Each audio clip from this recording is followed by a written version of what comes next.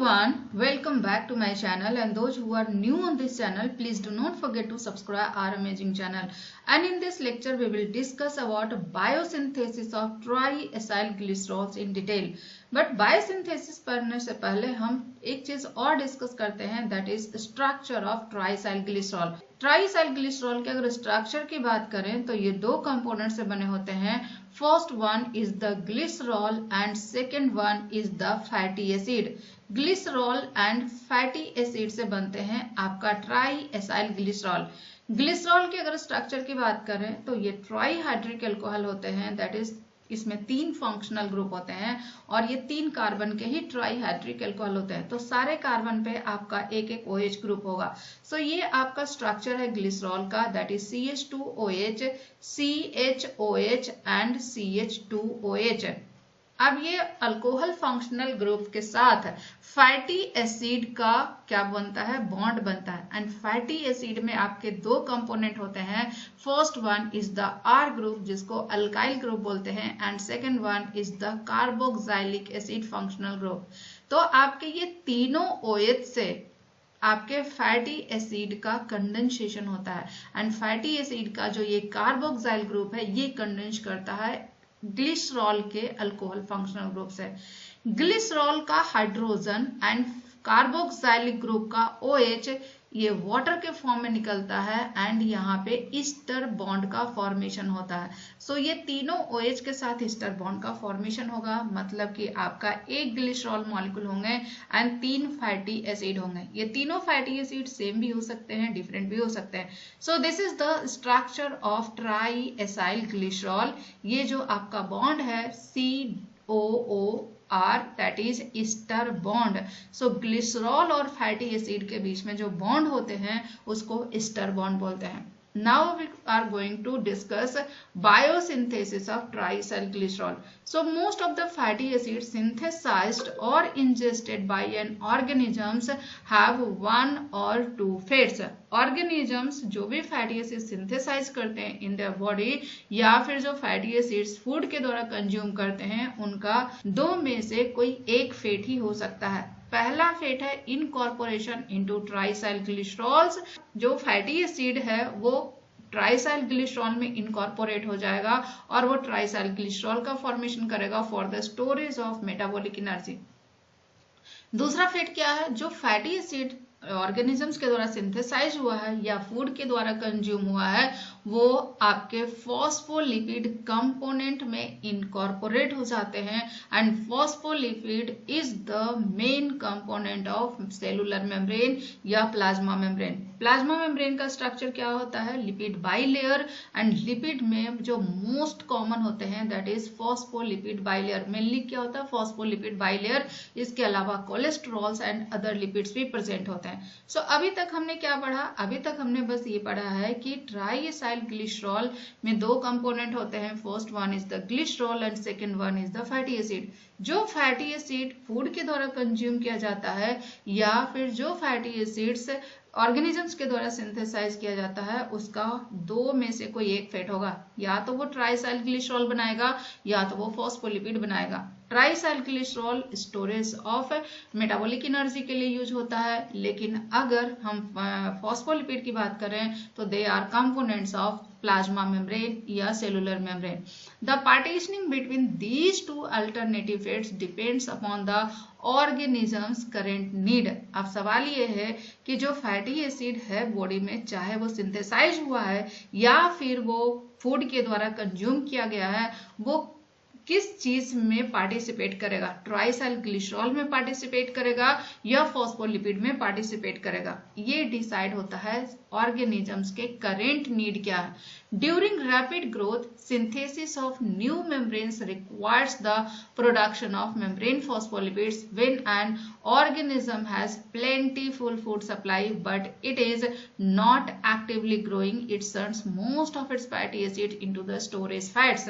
मतलब कि जब आपका सेल कंटिन्यूस डिवाइडिंग है, रैपिडली डिवाइडिंग सेल है, उसमें जो फैटी एसिड्स हैं वो मेम्ब्रेन में फॉस्फोलिपिड में इनकॉर्पोरेट होगा, लेकिन अगर सेल एक्टिवली डिवाइडिंग नहीं है तो वहां पे जो फैटी एसिड्स हैं वो ट्राइसाइल ग्लिसरॉल में इनकॉर्पोरेट होगा। So both pathways begins at the same point, चाहे ट्राइसाइल ग्लिसरॉल हो चाहे फॉस्फोलिपिड हो, दोनों सेम पॉइंट पे स्टार्ट होते हैं। The formation of fatty acyl ester of glycerol, that is fatty acyl ester of glycerol के फॉर्मेशन से। In this section we will examine the route to triacyl glycerol and its regulation and production of glycerol three phosphate in the process of ग्लिसरोनियोजेनेसिस।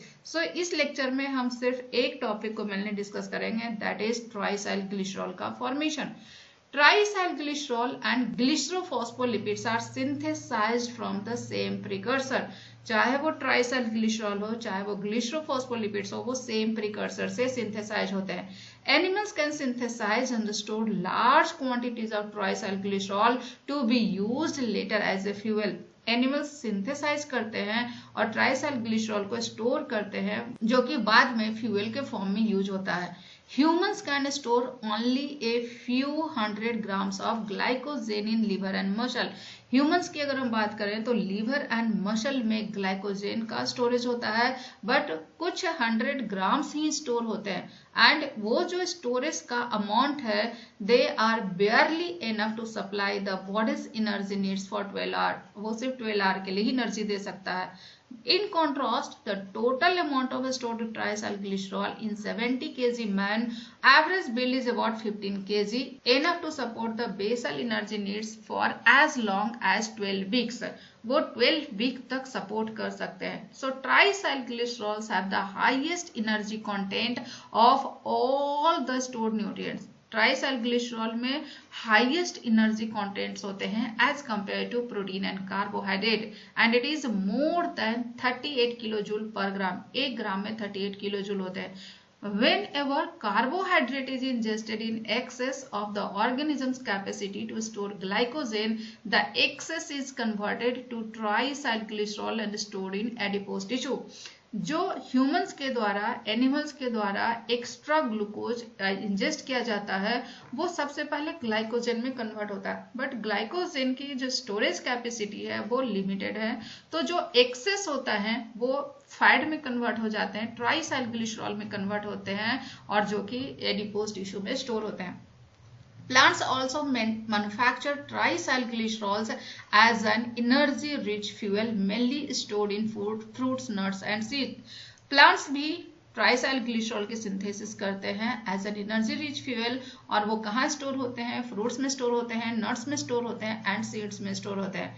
In animal tissue की अगर हम बात करें तो triacyl glycerols and glycerophospholipids such as phosphatidyl ethanolamine shares two precursor, that is fatty acyl coenzyme and L-glycerol 3-phosphate at several biosynthetic step.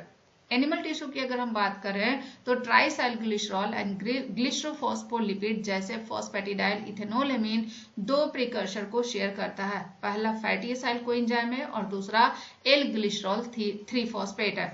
The vast majority of glycerol 3-phosphate is derived from the glycolytic intermediates dihydroxyacetone phosphate। जो mainly आपका glycerol 3-phosphate derive होता है वो dihydroxyacetone phosphate से derive होता है, and dihydroxyacetone phosphate is one of the intermediate of glycolysis.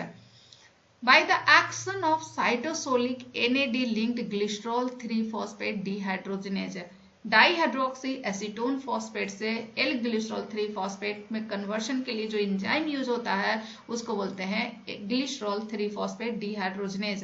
Liver and kidney की बात करें तो small amount of Glycerol 3-phosphate is also formed from the glycerol by the action of glycerol kinase.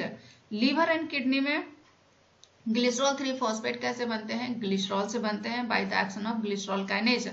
Other precursor of tricyl glycerols are fatty acyl coenzyme formed from fatty acids by acyl coenzyme synthetases. The same enzymes responsible for the activation of fatty acids for beta oxidation. Same enzyme beta oxidation के लिए required होता है.